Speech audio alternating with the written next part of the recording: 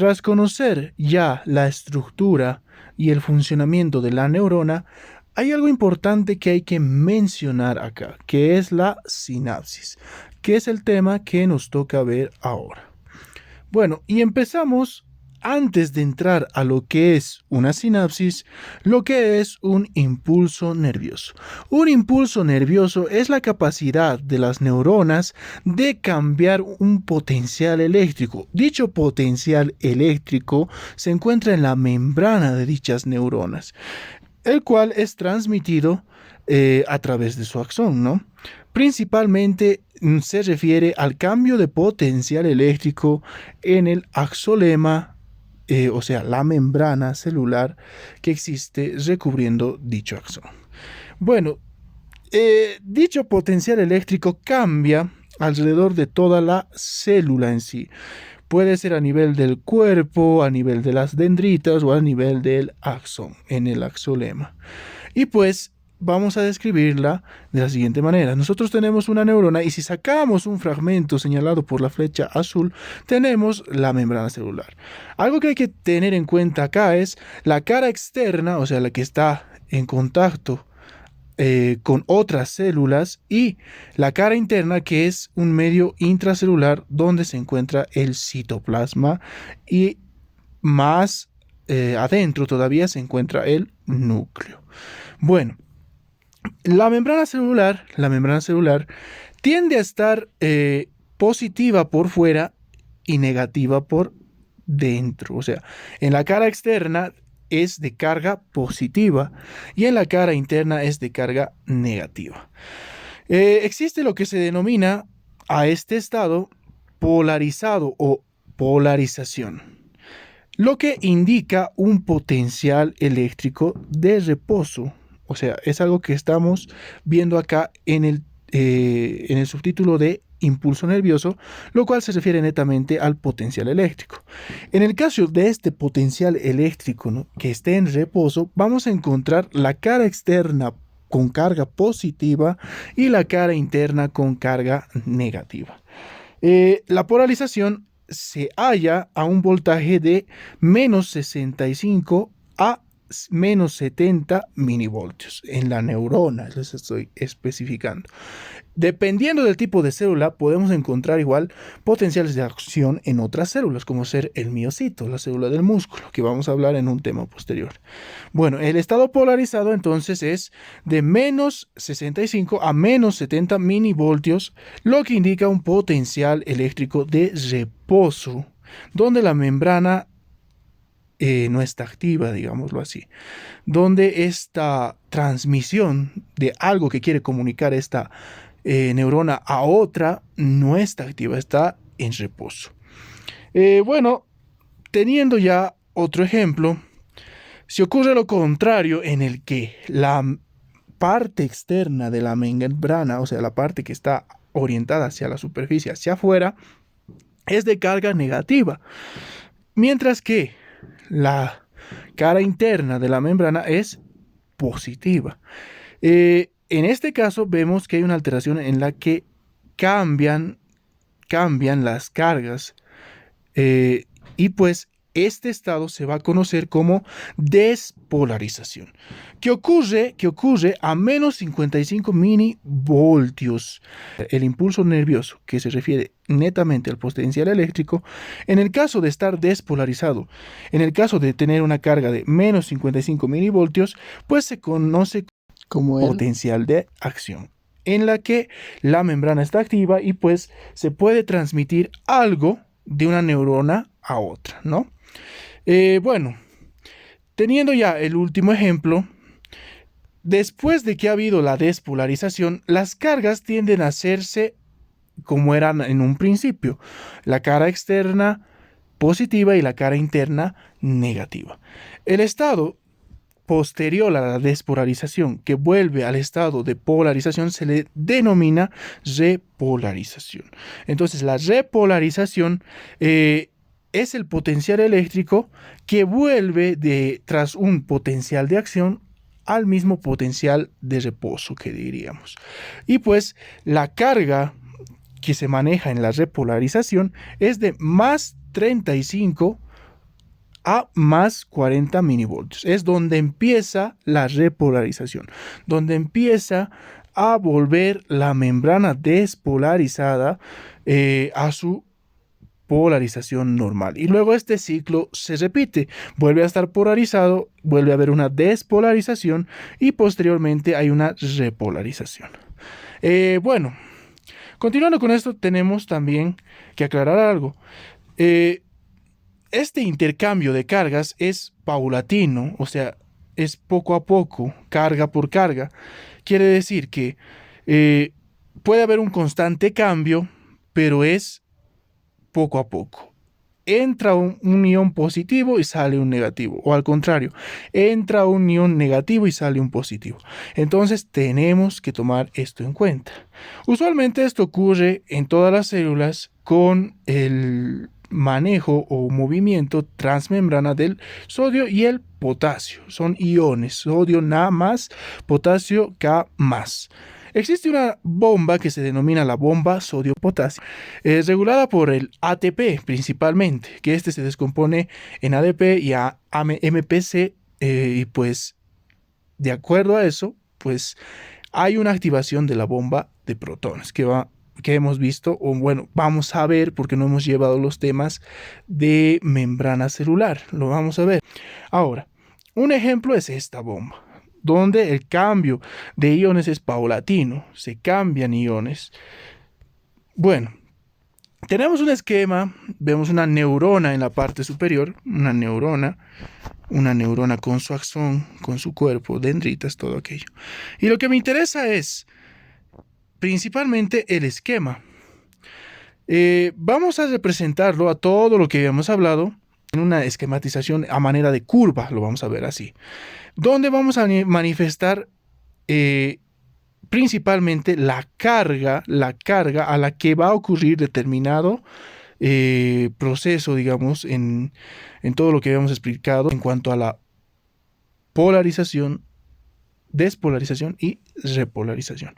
Bueno, les señalo ahí en un corchete verde el estado potencial de reposo y vamos a observar que indica que está, como habíamos mencionado, de menos 70, puede ser de menos 65, igual varía esto.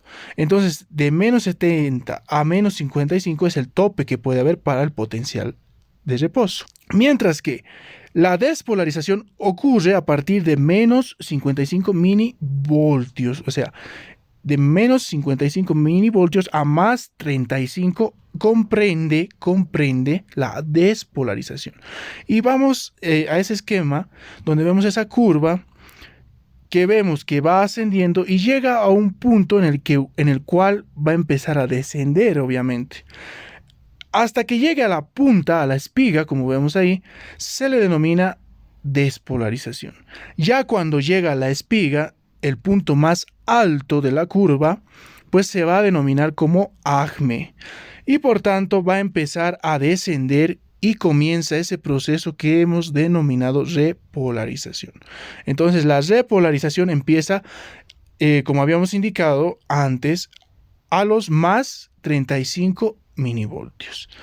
Y empieza a descender esa curva del potencial que habíamos descrito, ¿no? Ese potencial eléctrico, el cual ese descenso se denomina como nadir. Ahora, pueden utilizar el acme y el nadir principalmente en terminología epidemiológica. Van a ver que el punto máximo que alcanza una curva, pues se va a denominar el acme. Y pues a partir de ese punto máximo, el descenso de esa curva se denomina nadir. Principalmente en epidemio, en farmacología manejan este tipo de términos, algo que deben conocer y es muy básico.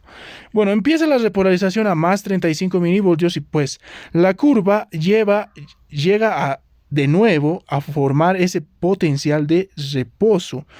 Desciende tanto que vuelve a estabilizarse a menos 70 milivoltios, lo cual nos conlleva al potencial de reposo, donde la membrana ya no puede transmitir algo ya no puede transmitir algún estímulo propiamente a otras células nerviosas. Ahora, la sinapsis, ya entrando propiamente a la sinapsis, vamos a definirla como que es la transmisión de impulsos nerviosos de una neurona a otra. O sea, antes de ver la sinapsis teníamos que conocer sí o sí qué es un impulso nervioso, porque una sinapsis es la transmisión de impulsos nerviosos de una neurona a otra, ¿no? Y bueno, el impulso nervioso habíamos dicho que es esa capacidad de modificar ese potencial eléctrico de la membrana celular principalmente, ¿no? Eso habíamos definido ya. Bueno, empezamos con la sinapsis y vamos a decir que existen tipos de sinapsis. Las principales son que existe una sinapsis química y otra eléctrica principalmente, como también existen mixtas, o sea, un intercale entre estas dos sinapsis. Ahora, la sinapsis química es unidireccional, o sea, solo sigue una dirección. Y pues la sinapsis química se realiza por los neurotransmisores. Tenemos abundantes neurotransmisores, pues vamos a hacer un enunciado de los más importantes. Los más importantes son el GABA, la adrenalina, la noradrenalina, también se llaman epinefrina a la adrenalina y norepinefrina a la noradrenalina. La serotonina y la acetilcolina, los principales. Hay más como les digo. Hay más neurotransmisores que modulan la sinapsis química. O sea, la sinapsis química se da por los neurotransmisores. Y pues es unidireccional. O sea, solo sigue una sola dirección, como les había dicho. En esa dirección no puede haber un retroceso. O sea, no puede decir que de esa neurona a la que le ha transmitido algo, vuelva el impulso a transmitirse. No. Directamente, si le ha transmitido a una neurona, se queda en la neurona y no puede haber otra retransmisión, para que me deje entender. Y bueno, tenemos la sinapsis eléctrica. La sinapsis eléctrica es la que nos toca hablar, ¿no? La sinapsis eléctrica es bidireccional. Con eso me refiero a que, como les había explicado, si yo le transfiero a una neurona un impulso, un estímulo, en este caso sí puede transmitirme esa misma neurona el mismo impulso. O sea, es bidireccional. Sigue las dos o ambas direcciones, ¿no? Lo contrario de una sinapsis química. En la eléctrica es bidireccional, como lo habíamos dicho, y pues se caracteriza por uniones por hendidura o también llamadas por nexos, que lo han debido ver en tejido epitelial al estudiarlo. Estas uniones por nexos permiten que las células compartan iones, cargas eléctricas, que transmiten también sus organelos, entre otras cosas, ¿no? Gracias a estas uniones por hendidura. Y bueno, vamos a decir que principalmente en estas uniones por hendidura se transmiten los iones. Iones positivos que se denominan cationes y iones negativos que se denominan aniones. Entonces, algo muy importante que deben recordar de acuerdo a la sinapsis, que si bien es química, tiene sus características, sigue una sola dirección y principalmente está dada por neurotransmisores. Y si es eléctrica, pues es bidireccional y se da por las uniones que existen entre membranas celulares y pues existe, ¿no?, un sector en el que se van a comunicar estas membranas y por el cual van a poder transferirse, por decir, como les he explicado, ¿no?, iones, en ellos ya se transmiten cargas eléctricas y luego se pueden transmitir distintos tipos de organelos también, algo muy importante. Y pues la sinapsis química y la sinapsis eléctrica también pueden presentarse ambas a la vez. Puede haber los dos tipos de sinapsis. Entonces, existen tres tipos de sinapsis que hay que recordar acá, que son muy importantes, ¿no? La química, la eléctrica y las conjuntas o mixtas. Vamos por la sinapsis química. La sinapsis química es también llamada neuroquímica, sinapsis neuroquímica, la cual, como habíamos mencionado, se modula por neurotransmisores, sea el GABA, sea la adrenalina, serotonina, acetilcolina, norepinefrina, etcétera, ¿no? Varios neurotransmisores que están dentro de las vesículas sinápticas, que como habíamos mencionado antes en temas anteriores, en el tema de neurona, pues existe un flujo anterógrado y retrógrado que mueve estas vesículas principalmente. Y pues hay que mencionar acá que existen terminales axónicas. Como habíamos mencionado en el tema de neurona, habíamos mencionado que en su estructura el axón termina en una terminal axónica. Existe lo que se conoce como célula presináptica y célula postsináptica. Son también llamados botones sinápticos. Para entender mejor aquello, la célula presináptica no es nada más que el axón, que va a transmitir el impulso, que va a transmitir el estímulo, que va a transmitirle algo a otra célula mediante la hendidura o el espacio sináptico. Se llama también hendidura presináptica. Y pues donde existen estos componentes neuroquímicos para transportar o transmitir ese impulso, ese estímulo a la otra neurona, lo cual se denomina la terminal postsináptica, que está ubicada en la célula postsináptica. La célula postsináptica se refiere a la dendrita, que recibe dicho estímulo, recibe dicha vesícula que se va a transmitir y pues tienen receptores para el determinado neurotransmisor. O sea, esta célula postsináptica tiene en su membrana además los receptores para ese neurotransmisor, ¿no? Algo que hay que mencionar acá, que el canal puede ser activado por el calcio o bien puede ser activado por otros componentes como ser el ATP, muy importante. Eso en cuanto a las sinapsis químicas o neuroquímicas. Bueno, hay que tomar acá una definición que es la hiperpolarización o hiperpolarizar. Es decir, polarizar en forma adicional, lo cual causa una inhibición. Algunos neurotransmisores causan esta hiperpolarización, te dice la literatura, lo cual polariza en forma adicional, o sea, si estaba ya en reposo, me refiero a esto, porque lo polarizado quiere decir potencial en reposo. El reposo aumenta, lo hiperpolarizas, aumentas la polarización, aumentas el reposo y pues causa una inhibición de dichos impulsos, ¿no? Reduce la probabilidad de generar impulsos o estímulos de una célula a otra, de una neurona a otra principalmente. Y bueno, tenemos el segundo ejemplo que habíamos visto, el segundo ejemplo que es la sinapsis eléctrica o también denominada sinapsis neuroeléctrica, la cual está mediada, como habíamos dicho, por las uniones en hendidura, uniones por nexos, en las cuales en distintas porciones de la membrana celular, las células se van a comunicar mediante canales llamados conexones o conexinas, por los cuales pueden pasarse iones, pueden pasarse organelos, como habíamos mencionado, o pueden pasarse cargas eléctricas también. Esto representado principalmente en los iones, es que es lo mismo decir. Bueno, también tenemos una terminal presináptica en la célula presináptica y tenemos una terminal postsináptica en la célula postsináptica. Y pues vamos a decir que las uniones en hendidura están en íntimo contacto de célula a célula. Se forman por conexinas, ya les había dicho, o conexones, como dicen otros, ¿no? Ahora, tenemos que estas conexinas están, que son lo que se representa en verde, y hacia dónde se dirige el flujo. Y habíamos dicho que es bidireccional, o sea que puede volver a la célula que ha enviado el impulso, el estímulo.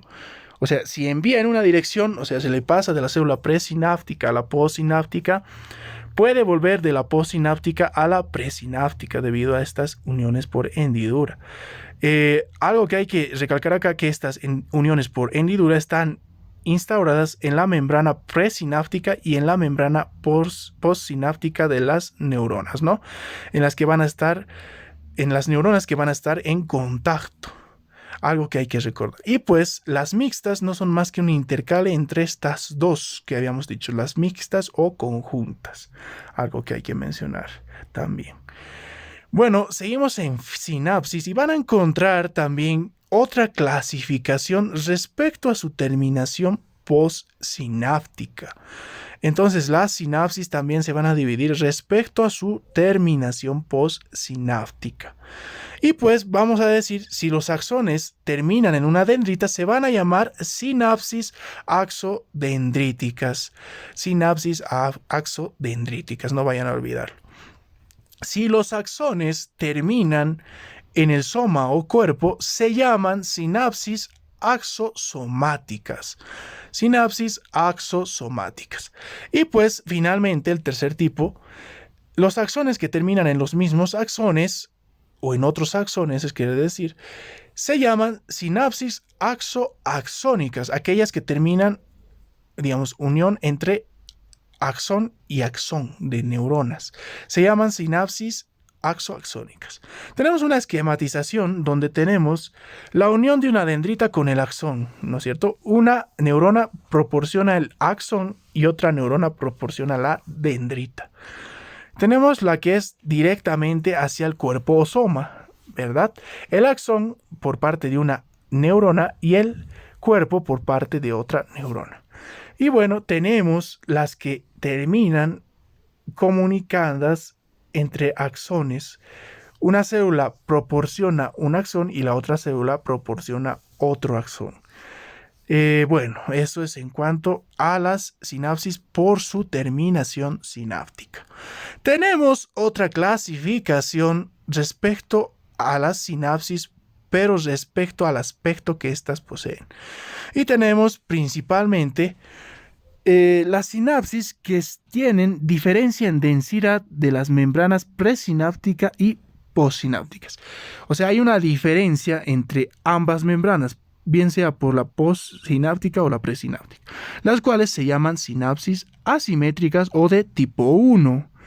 Mientras que si las membranas presinápticas y postsinápticas poseen un grosor semejante, se les denominan sinapsis simétricas o de tipo 2. Entonces hay que recordar aquello. Respecto a su aspecto, las sinapsis se clasifican en sinapsis asimétricas o tipo 1 y sinapsis simétricas o tipo 2, ¿no? Para finalizar les dejo esto. La regeneración del sistema nervioso es ineficaz y a veces no restaura la función en su totalidad, como les había comentado en el tema anterior. Lesionar un nervio, lesionar al encéfalo, ya sea por traumas, lesiones que ha habido en los vasos que irrigan estos órganos, pues va a causar que estos no recuperen rápido la función, y eso que puede haber secuelas y no recuperar su totalidad funcional. Debido a algo muy importante, la sinaptogénesis. Quiere decir generar nuevas sinapsis, lo que es muy, muy difícil. Generar nuevas sinapsis, nuevas formas o maneras de transmitir esos impulsos nerviosos que habíamos hablado de una neurona a otra es muy difícil instaurarla, sea cualquiera el tipo de sinapsis. Es el problema fundamental al momento de haber lesiones en el sistema nervioso. La sinaptogénesis, la generación, porque origen, como dicen, no, de nuevas sinapsis, o sea, eso es lo complejo. Como se habrán dado cuenta, los temas del sistema nervioso son largos, debido a que es un tema arduo de manejar. Y pues con esto acabamos el video. Cualquier consulta que ustedes tengan me la pueden hacer si hubieran quedado dudas. Bueno. Si el video te gustó, no olvides suscribirte a mi canal y dejar tu me gusta. Y sígueme para ver más contenido.